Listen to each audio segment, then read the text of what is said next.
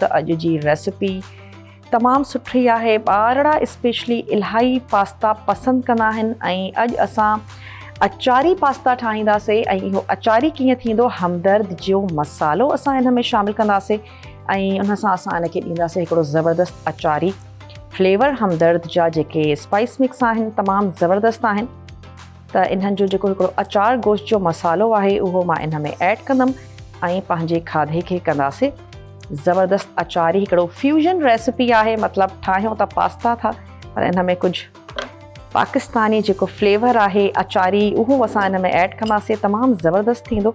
अच्छा, हे कुझु भाॼियूं आहिनि जेके असां हिते कटे करे रखियूं आहिनि। मां कैबिज बि कटिंग कयां थी, दिलि चए थी त ज़रूरु ऐड कयो, थोरो सुठो बि लॻंदो आहे। फ्रेश भाॼियूं ऐं पास्ता जेको आहे सो उहो वधी बि वेंदो आहे, उनजो फ्लेवर बि सुठो ईंदो आहे। हींअर ताईं बि कैबिज ऐं कैप्सिकम तमामु सीज़न में मौजूदु आहिनि। सुर्ख रंग जी जेका ॻाढ़े रंग जी गाजर आहे उहा बि तव्हांखे अञा ताईं मार्केट में नज़र अचे पई, उहा तव्हां वठी सघो था। मटर मौजूदु आहिनि, स्वीट कॉर्न्स आहिनि, उहे तव्हां ऐड इन में करे सघो था। इहे तमामु सुठियूं लॻंदियूं आहिनि। जो मां हिकिड़ो प्यालो खणी थी वठां जंहिंमें असां जेका पंहिंजी इहा भाॼी आहे इहा कट करे इन में ऐड था कयूं ऐं जेका चिकन आहे उनखे बि कट था करे वठूं।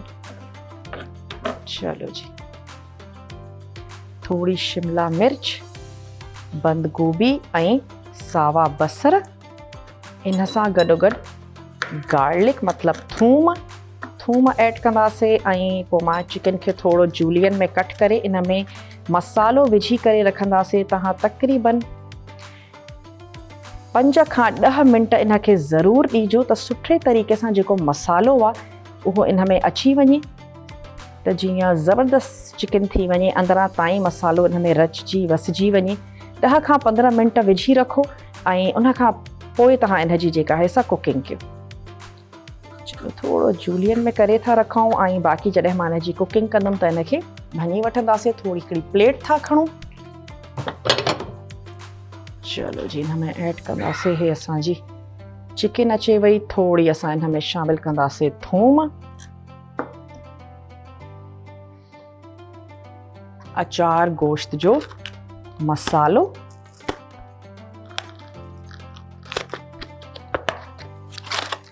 हमदर्द जा स्पाइस मिक्स, तमामु ज़बरदस्त बहितरीन हिकिड़ो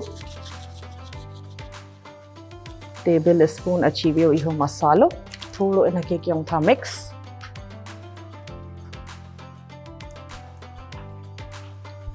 पंज 10 मिंट तव्हां इनखे रखो जीअं चिकन तव्हांजी मज़ेदार थी वञे।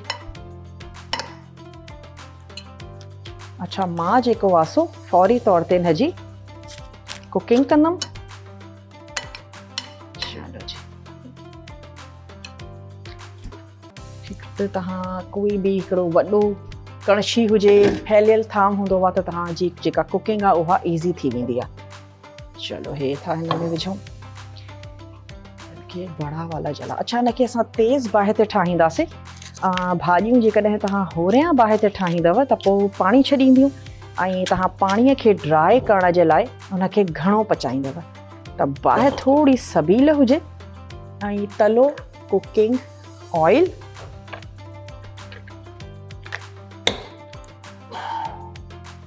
इहो असां हिन में ऐड कंदासीं। तव्हां वक़्तु ॾिजो, मां थोरो जल्दी थी कयां ऐं इन में ऐड था कयूं हे असांजी अचारी मसाले वारी चिकन हिन में शामिलु कंदासीं। थोरो इन जो कलर चेंज थी वेंदो त पोइ मां हिन में बाक़ी जेके भाॼियूं आहिनि उहे शामिलु कंदासीं। ऐं पास्ता में जेका शेप तव्हांखे सुठी लॻे थी तव्हां उनखे खणो। मां वटि आहिनि बॉइल नूडल्स, मां इहे इन में शामिलु कंदमि। बसि एतिरी देरि त चिकन जो जेको कलर आहे उहो थोरो चेंज थी वञे, बसि एतिरी देरि जे लाइ इनखे तयारु कंदासीं। बसि पोइ मां इन में शामिलु करे छॾींदमि पंहिंजूं भाॼियूं।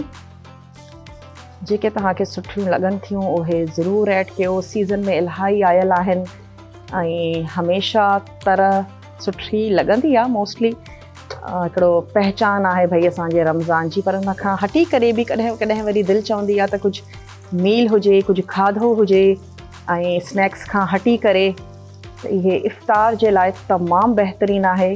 तव्हां कॾहिं ट्राई करे ॾिसिजो।